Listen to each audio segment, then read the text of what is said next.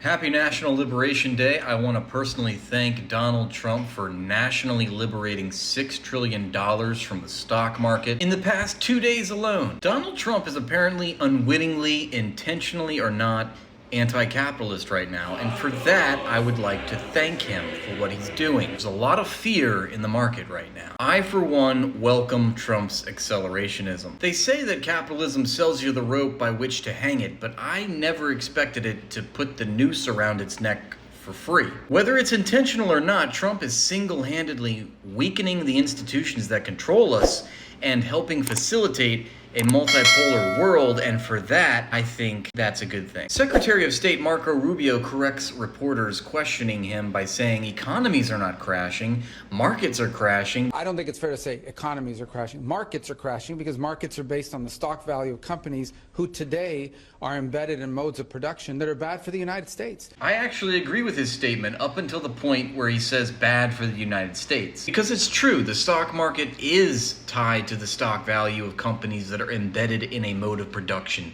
It's just that that mode of production is capitalist, and that capitalist mode of production is a U.S. invention, and the United States is the sole benefactor. We define and set the terms of the economic world order. To try and spin this as anything but bad is ridiculous. The world, socially, politically, culturally, and certainly financially, is defined by the United States. We own these financial institutions. They are our creation. How could they be bad for the United States? Does anyone else find it ironic that Trump and Elon's goal for Doge is to cut 15% in government spending, which amounts to $1 trillion within the first 130 days of Trump's presidency, and meanwhile, Trump just disappeared $6 trillion, literally 6 times that amount, in 2 days. As Chairman Mao once said, the United States has only lifted a heavy stone just to drop it on its own feet.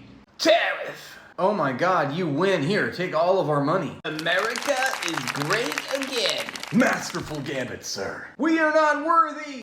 Okay, here's that stuff you need. Thank you.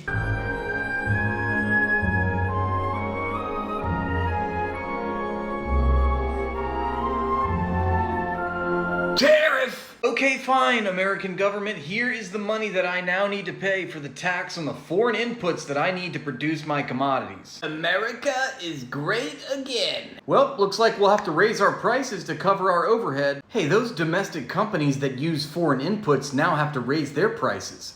I'm gonna raise my prices too.